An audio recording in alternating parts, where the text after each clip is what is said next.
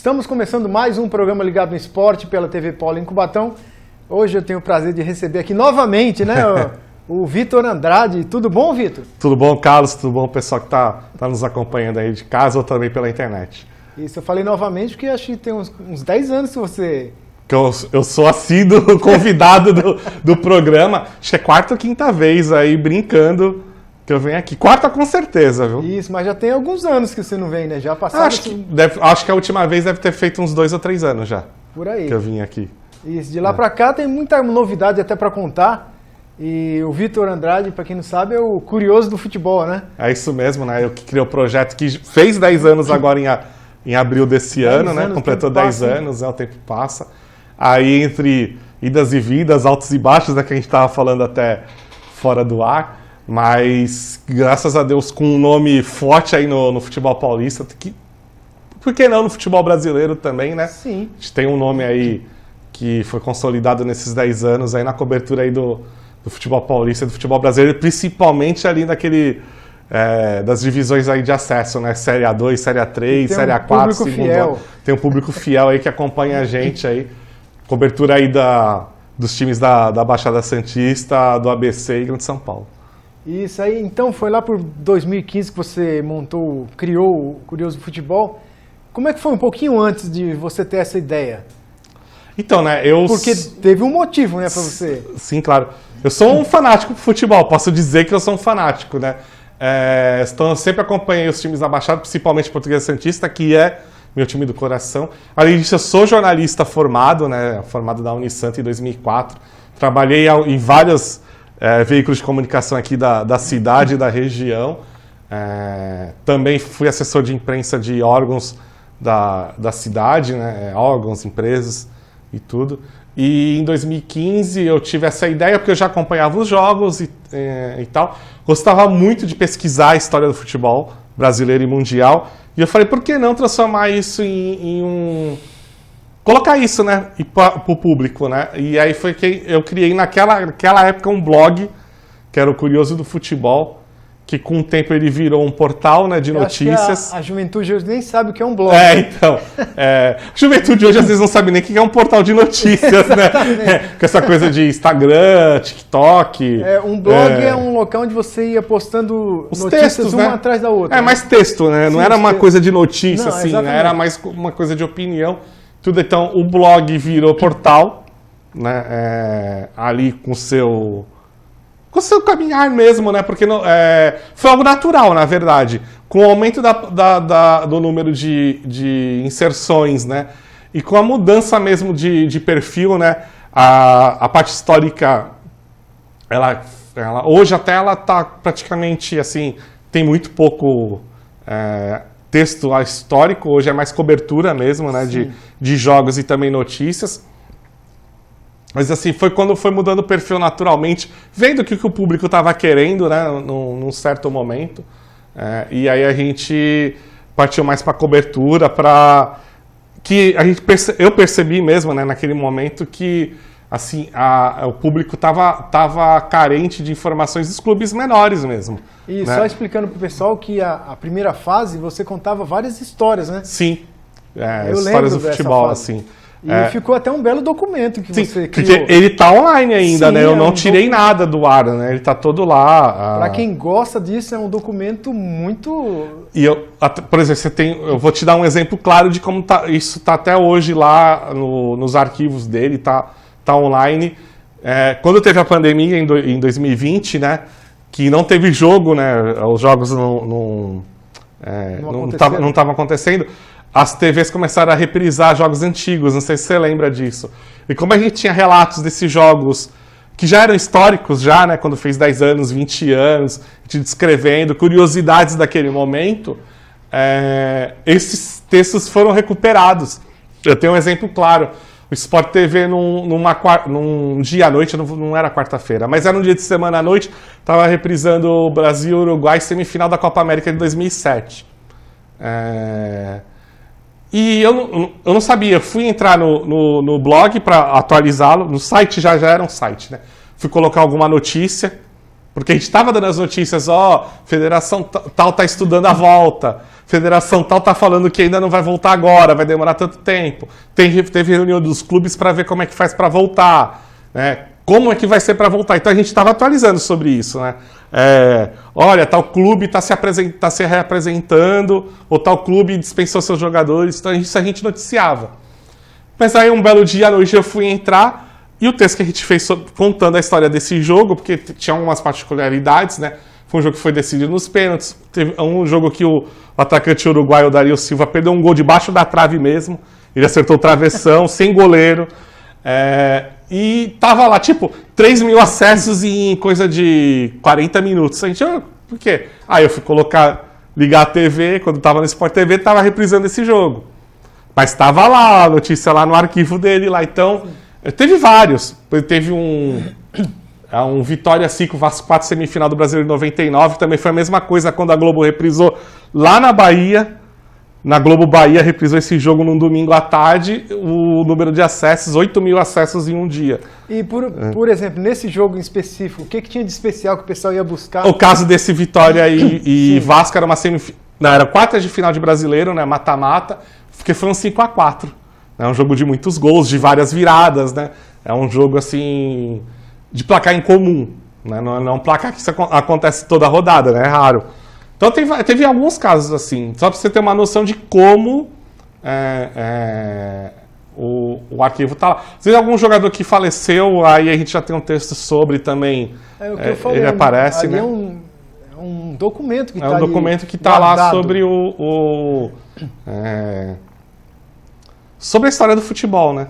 Mas aí a gente também começou a enxergar também uma mudança do público, e a gente passou a se atentar mais à cobertura do dia a dia de clubes que não são a prioridade da grande mídia. Né? Vamos deixar aqui então o endereço do blog para... Hoje site, né? Hoje o portal é o curiosofutebol.com.br. Sim, mas o blog... Não, você entra no curiosofutebol.com.br. Aí já vai direto. Já tá tudo lá. Você entra então lá e tá tudo organizado lá no curiosofutebol.com.br. Ou qualquer pesquisa no Google mesmo, se você colocar o assunto... Com certeza, uma das primeiras... vamos lá, se você quer pesquisar sobre Portuguesa Santista que subiu em 96, se você colocar, com certeza, um dos primeiros assuntos que vai aparecer no Google é um texto nosso. Então, nessa época, você já foi então mudando a característica... Aí foi mudando a característica de texto mesmo, né? De cobertura, para falar a verdade. Para chegar no que ele é hoje. Sim, aí eu lembro também que você fez uma viagem, né? E você documentou a viagem.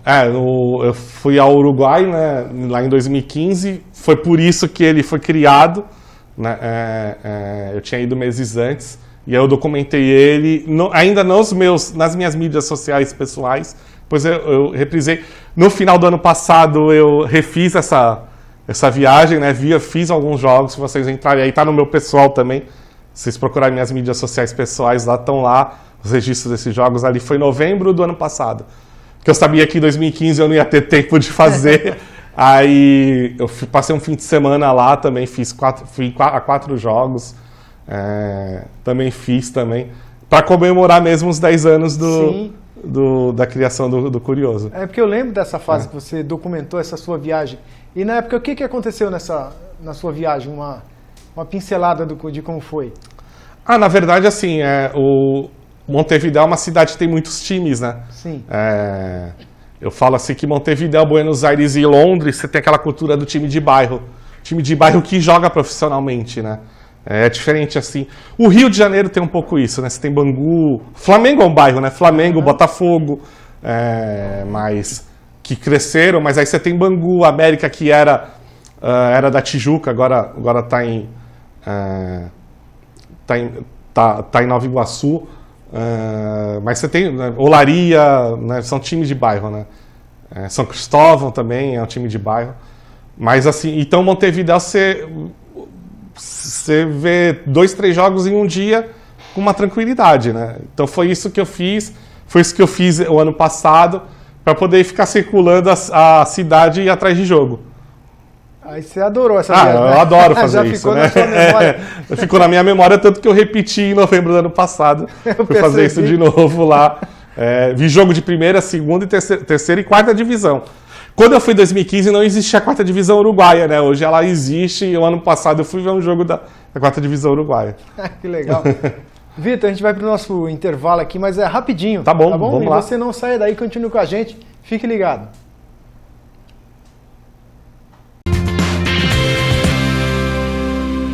Chaveiro Universal Balula, especializado em chaves de segurança para sua residência e para o seu automóvel. Chaves codificadas, cópia de tag para acesso e fechadura digital. Além de tudo isso, você encontra aqui os mais diversos acessórios para sua empresa e residência. Chaveiro Universal Balula, mais de 50 anos de tradição e ótimo atendimento. E, Vitor, eu imagino que de 2015 para cá, né, muita coisa mudou Vamos voltar lá atrás. Como é que foi assim? Você mesmo editava seu site? Porque não era que nem hoje, né? Acho que era meio complicado. Para falar a verdade, hoje quem ainda edita, não tudo, mas quem edita a maior parte, tudo ainda sou eu. Mas no início era apenas eu. Só né? você.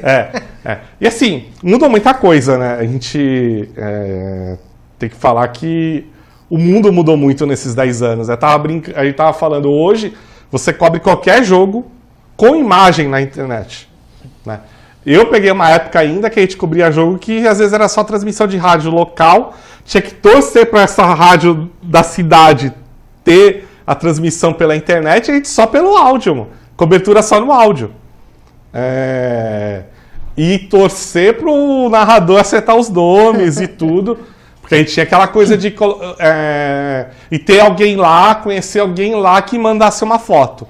Essa questão da foto ainda existe, porque raramente a gente usa o print da transmissão, né? Muito raro. A gente prefere pegar a foto mesmo pela qualidade, por várias situações. Uma situação que mudou muito também. Hoje, 99% das nossas coberturas de jogos são com fotos de fotógrafo dentro de campo. Que profissionalizou muito, então a gente foto de gente que está na arquibancada vendo o jogo, só se mesmo se não tem, então, mas a gente evita ao máximo, então foram coisas que foram se aprimorando, mas essa questão da cobertura dos jogos mudou muito, né?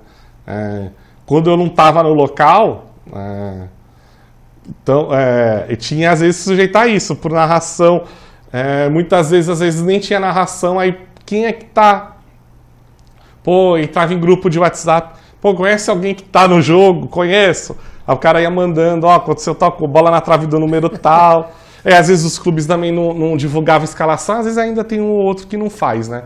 Que segura, mas a maioria hoje, faltando uma hora pro jogo, você entra lá no Instagram do clube, tá lá a escalação, quase todo mundo faz isso. Então, assim, mudou muito, para falar a verdade. Mudou bastante. Hoje a facilidade é muito maior. Até de ferramenta também, se você quiser postar um golaço num jogo que você está cobrindo, você tem as ferramentas para você pegar aquele trecho e já jogar nas mídias sociais, né? Quase instantâneo. Ou um gol, ou uma confusão, ou um cachorro que invade o campo, que é um assunto legal, né? Algo diferente, né, do usual. Você consegue pegar na hora, capta aquilo ali na hora, tal, edita. Coisa de 5 minutinhos você já está falando que teve viralizou. Já estava no jogo. Então, que a gente está falando de uma época que às vezes nem todos os jogos tinham transmissão de imagem, né? Isso na pandemia virou praticamente 100%, transmissão com imagem pela internet. Aí as ferramentas de edição de vídeo pela internet deram esse de você gravar a tela e conseguir cortar o que você precisa naquele momento. Sim. Então, olha só o quanto avançou, né? A gente está falando de algo que era só áudio, para algo hoje que você consegue cortar aquilo que você está vendo naquele momento e já jogar no ar. Isso é tipo aquela sua primeira viagem que você fez para o Uruguai, né? Como é que você fez a cobertura comparado com a de 10 anos depois? Eu acho que a cobertura em loco não mudou muito, né? Talvez assim, a facilidade... Mas você alimentar o seu público. Então, com a informação que você a informação é mais rápida. Hoje, com um plano de internet básico, você, aqui na América do Sul, você não precisa ficar comprando a internet no outro local. Então eu tinha internet 24 horas por dia no meu celular, sem pagar R$1 a mais por isso. há 10 anos atrás, eu tinha que como- fazer um plano lá e era uma fortuna. Sim, eu lembro. Era muito mais que caro. Eu viajei também pro Paraguai, eu tive que comprar lá na época o plano de Aí, dados. há 10 anos atrás eu não fazia, eu chegava no hotel, aí com o Wi-Fi do hotel eu publicava. Esse ano não, é o ano passado, né, na verdade. Vai fazer um ano agora em novembro. Eu tava com internet 100% sem pagar R$1 a mais do que eu já estava pagando. Ficava pagando aqui, então era internet toda hora, então fazia history a todo momento. Tá? Mudou bastante também. E no seu site, eu sei que tem vários itens lá que são muito acessados, mas você pode citar um que aquele lá é... Hoje é a cobertura de jogos, né? Que são os jogos lá, a cobertura de jogos, que é o que tem mais acesso. E um que assim está surpreendendo nesse ano é a cobertura da base, das categorias de base. Mais até que o profissional. Acho que tem um público aí que está querendo... Desde do pai que quer ver o seu filho aparecendo na mídia, né? A foto do meu filho saiu na matéria, né? Até o pessoal que quer acompanhar e saber, poxa, o time e tal, será que tem algum jogador aí que pode no futuro E passa até acompanhar virar um grande jogador, aí fica acompanhando. Tem esses dois. E também aquele pessoal que quer saber se o time dele está indo bem na base, né? Hoje a gente tem aí o Palmeiras, hoje acho que é o grande expoente da base paulista, né? Vem conquistando aí a maior parte dos títulos de uns 5 anos para cá. Até Copa São Paulo, que o Palmeiras não tinha, né? Antes da pandemia, conquistou os 2 títulos logo de cara pós-pandemia. Então você tem assim tem uma galera que acompanha seu clube também na base. Eu percebo isso. Não só do Palmeiras, eu falei do Palmeiras, Santos, até dos menores também. Eu percebo aí que, por exemplo, quando um pequeno ganha de um grande na base, Nossa. a gente tem muito acesso. A gente faz assim, lá hoje, a gente faz resumo de todos os campeonatos paulistas de base, a gente tem resumo da rodada. Né? Então chega sábado e domingo, acabou a rodada do Sub-15, tem resumo da rodada. Acabou a rodada do Sub-17, resumo. Quando chega no semifinal e final, a gente cobre jogo por jogo. É isso que a gente faz. Ou, por exemplo, o Sub-20 teve recentemente aí no mata-mata, teve Portuguesa Santista e Santos, né? Na segunda fase, mata-mata. A gente fez a cobertura dos 2 jogos. A gente cobriu os 2 jogos lá. Um no Urico Mursa, 1-0 pro Santos. Vila Belmiro, 3-0 pro Santos. Aliás, ressaltar aí o que o Santos fez, né? O Santos ele está mandando muito jogo da base dele fora de Santos, mas contra a Portuguesa Santista, o clássico, o mando dele, ele mandou na Vila Belmiro. Foi legal isso, né? Porque o clássico regional seria muito ruim o Santos mandar o jogo contra a Portuguesa Santista no Santo André, por exemplo, que é o que está acontecendo muito, mas mandou na Vila Belmiro, foi legal isso. Deu um público legal, foi uma sexta-feira à tarde até. Público até interessante, talvez se tivesse sido no sábado, tem um público maior ainda. Então o pessoal está acompanhando muito a base. E esse clássico aí você não perde um, né? Eu fui. Fiquei triste como torcedor, mas como profissional a gente cobriu lá. 3-0, foi 3-0 pro Santos. Segundo jogo, o primeiro foi 1-0 pro Santos no Urico Mursa. E o Jabaquara? O Jabaquara, nesse Sub-20, ele ficou na primeira fase, não foi... O Sub-20 paulista tem rebaixamento, né? Mas não foi rebaixado, mas ficou na primeira fase. E profissionalmente está disputando a Série A4, ano que vem joga o 4º estágio do futebol paulista. Hoje, a situação dos times da Baixada, o Santos está na A1 do Paulista, Série A do Brasileiro. O Portuguesa Santista caiu da 2 para 3, né? Então ano que vem vai jogar a Série A3. Depois de, no ano passado, ter quase conseguido o acesso para A1, né? Perdeu nos pênaltis o acesso para o Noroeste. Aí esse ano acabou sendo rebaixado, vai jogar a Série A3. Ano que vem o Jabaquara continua na A4. São esses 3 times da região que disputa a competição. Tem mais algum time aí que você vê que está se destacando, que pode surpreender a gente aí no futuro?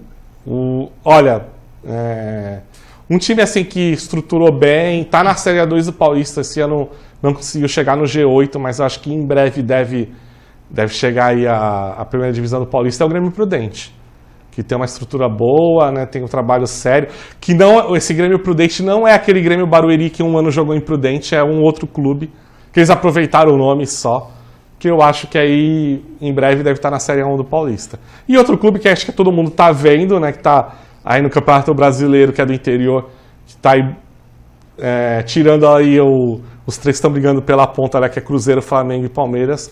E a grande sensação é o Mirassol, né? O Mirassol esse ano tá aí, se bobear, vai jogar Libertadores ano que vem, viu? Será? Hoje estaria na Libertadores, né? Se o campeonato terminasse hoje, o Mirassol estaria na Libertadores. Quem diria, né? Quem diria? Mas é um trabalho sério, né? Sim. Que,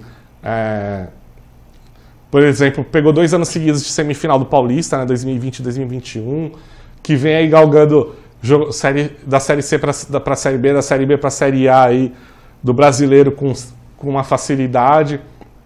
No Paulista vem fazendo bons trabalhos, e a gente sabe que no Campeonato Paulista, qualquer vacilo você cai para a Série A2. Você tem clubes aí bem estruturados, que nem a Ferroviária, por exemplo, que está na Série A2. Está na Série B do Brasileiro e Série A2 do Paulista. Já tem 2 anos aí que não consegue voltar para 1. E é um time que administrativamente é bem gerido. E não consegue subir no Paulista. Tá na Série A2. Então, ano que vem, se aprovarem, até uma questão que, se der tempo, a gente fala na questão da mudança do calendário do futebol brasileiro, da questão da mudança do calendário, se aprovar, dos 16 times da Série 1 do Paulista, 15 estarão em divisões nacionais ano que vem. Só o Primavera que não, que é o time que foi o vice da A2 desse ano. E ainda na A2 você vai contar com o Água Santa, se aprovarem o aumento da Série D, né? Senão o Água Santa não vai jogar nacional. Mas se aprovarem, o Água Santa vai estar na Série D do Brasileiro, você vai ter a Ferroviária na A2, na Série B do Brasileiro, ou Série C, né? Que ainda está jogando, mas vai estar o Ituano na Série C do Brasileiro. Então, são times que estão na segunda do Paulista, né? E estão em divisão nacional. Então você vê um leque aí de times paulistas aí com calendário cheio, que a gente brinca que quem joga divisão nacional tem um calendário cheio. Sim. É isso. E, Vitor, e aqui a nossa cidade, né? Vamos falar da nossa cidade. O futebol aqui, como é que tá?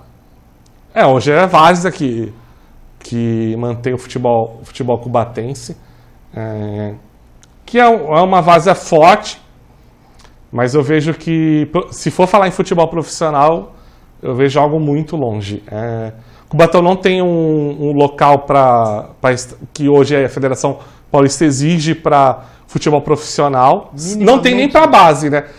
Porque hoje, na Federação Paulista, você pode entrar com uma filiação especial só para base, que é algo que não podia há 5 anos atrás, né? Sim. Hoje você pode. Hoje você não tem um local nem para base, quanto mais para um futebol profissional, né? Que bancada fixa de 4.000 lugares, né? Hoje você não tem. Então, hoje eu vejo como um sonho distante. Não é impossível, mas é um sonho distante. Mas assim, a gente tem uma várzea forte, mano. Aqui tem jogo todo final de semana aí. Se você rodar a cidade, nos campos da cidade, os campos não estão vazios, né? E sai muito jogador daqui, né? Que a maioria a gente nem fica sabendo. Então a gente fala muito dos caras que estão nos grandes clubes, né? Que passaram para os grandes clubes. Sim. Mas você vê de clube do interior do estado e também aí no exterior, tem muita gente, e outros estados também, tem muita gente de Cubatão. Tem muita gente de Cubatão jogando. Aqui é um celeiro grande de atletas, né? Inclusive eu tenho algum Federação Paulista por muitos anos, hoje nem é todos os anos, mas lança anuários, né? Lança alguns livros históricos. E tem um deles ali que saiu no início dos anos 2000 que fala uma cidade que revela muito, mas que tem um histórico pequeno no futebol profissional paulista. São 3 clubes, né, que já jogaram, os 3 cada um só jogou um ano, e sempre na última divisão daquele ano, né? Seja o Guimarães nos anos 60, 66, né, que jogou a terceirona, a Cubatense, que jogou em 2005, que era o 5º estágio naquele ano, e quarto estágio, e o Real Cubatense, que jogou a mesma divisão em 2017, que é o último clube que representou Cubatão, todos eles um ano só, né? Profissionalmente, eu volto a falar, acho muito difícil. O Real Cubatense mesmo já teve que jogar em Santos, né? Teve que jogar lá no Jabaquara, né? no estado de Espanha. Acho algo distante, mas que não é impossível. Acho que falta um pouquinho de apoio, um pouquinho de organização, apoio. que você consegue, acho que, levar o Cubatão para o futebol profissional. Sim, eu falo que a gente é rodeado de grandes empresas, né, poxa? Às vezes uma cidade do interior tem só uma empresa patrocinando. A gente já teve casos aí de empresas que estão em Cubatão que patrocinou time em outras cidades, né? Desde, um exemplo claro, a Uzi Minas. A Uzi Minas bancou fase áurea do Ipatinga, de primeira divisão nacional, de Série A do brasileiro, né, de ser campeão mineiro, 2005, era bancado pela Uzi Minas. E Cubatão nunca passou perto de se fazer algo, né? Então, é complicado, né? É complicado. Vamos falar um pouquinho só da sua coleção de camiseta, para quem não sabe, né, Vitor? Pra falar a verdade, eu tô meio enferrujado nessa área, né? Eu não tô muito que nem eu era, ávido atrás disso. Tenho as camisas que eu conquistei, que eu adquiri. A coleção continua lá, mas ultimamente eu não tô... O mercado inflacionou muito, mesmo das usadas, né? É assim, as camisas históricas. É algo que você, há 5, 4 anos atrás, comprava 50, 60 reais, hoje você não encontra por menos de 200, 250. O mercado em si, ele cresceu muito, então muita gente passou a colecionar. Também o fato da internet, sim, chegou muito mais gente colecionando, porque talvez talvez não tivesse a rede de colecionismo que tem hoje, né? Talvez o número de colecionadores não tenha aumentado tanto, mas como não tinha essa rede, as pessoas não se conheciam. E com a internet, com os encontros, hoje é muito mais fácil saber. Hoje você tem páginas sobre isso. Você entrar no Instagram, tem várias páginas que falam de camisa, de futebol, e normalmente é colecionador que faz, conta a história da camisa e tudo. E isso fez o mercado inflacionar, né? Aliás, acho que não é só no de camisas, outros, pelo que eu andei lendo, outros mercados assim, de colecionismo, de outras áreas, também teve esse problema, né? Porque aí, como se criou-se uma rede, todo mundo ficou sabendo mais de quem coleciona, então a procura é muito maior, aumenta a oferta e o preço vai lá para cima. Então eu dei uma afastada mesmo, justamente por causa disso. Achei que assim tá algo meio surreal os preços assim. A gente cobrando camisa só porque é dos anos 90, nem é uma camisa tão difícil, querendo R$1.000 numa camisa. Assim, não... Tá, só antes de encerrar aqui, cita uma camisa bem valiosa sua lá que você tem guardadinha lá. Sempre tem aquele item especial. Não é a camisa de jogo, tá? Mas eu tenho a camisa do Santos ano 2011, que é o ano da conquista da Libertadores, autografada pelo Neymar. Eu tenho essa camisa, eu tenho camisa da Seleção Brasileira campeã do mundo de 94, né? Eu tenho camisa de jogo do Santos do Amapá, quando o Santos do Amapá enfrentou o Santos na Vila Belmiro pela Copa do Brasil. É uma camisa que já tem aí mais de 10 anos e foi de jogo. Essa não é que eu comprei, essa camisa foi usada, né? De jogo. Num fato marcante para o time do Amapá enfrentando o seu, vamos dizer assim, o seu espelho, né? O grande... O Santos do Amapá só existe por causa do Santos, do Santos daqui da Vila Belmiro. Os dois se enfrentaram na Copa do Brasil. Então tem algumas camisas legais, né? Que é a mesma Portuguesa Santista do Acesso de 96, que eu acho marcante, né? Não é o meu primeiro acesso, que eu estava no de 94, mas é o que mais me marcou até hoje como torcedor, que é o que eu tenho mais carinho, né? Vitor, aproveita aqui, deixa seu endereço aqui certinho, o pessoal te encontrar nas redes sociais, no Instagram. É muito simples, o curiosofutebol.com.br, em todas as mídias, o Curioso do Futebol. Já vai aparecer você. Instagram, Facebook, o X, né, o ex-Twitter, né?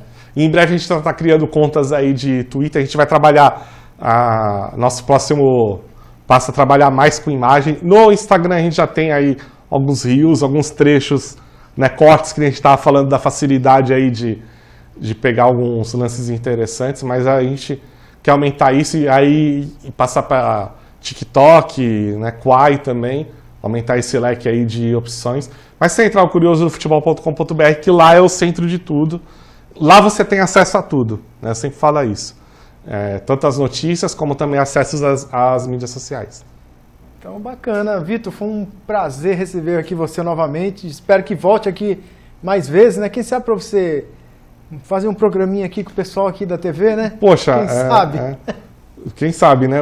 Ou também... Você tem muito conteúdo. Podcast, se precisar, aí estamos aí, né? Aliás, assim, apesar, eu nunca fui colaborador da TV Polo, né? Mas é uma casa que eu me sinto à vontade. Sempre quando eu sou convidado, não só no seu programa, eu já participei de outros também, da casa, eu tento aceitar. Se eu falo que não dá, é porque realmente é minha questão profissional, agenda, né? A gente sabe que a gente tem que se virar nos 30 para se manter nessa vida, né? Sim, então aí às vezes eu estou trabalhando, às vezes eu estou em alguma outra questão profissional, mas sempre que eu sou chamado, eu faço o esforço para estar aqui presente, porque é uma casa que eu tenho muito carinho. E assim, é da cidade, né? Eu sou cubatense, eu moro em Cubatão. Eu vim a pé para vir fazer essa gravação, só vocês terem uma noção. Então é uma casa que eu me sinto bem e que sempre que me chamarem eu vou fazer de tudo para estar presente. Um abraço, obrigado e fique com Deus aí.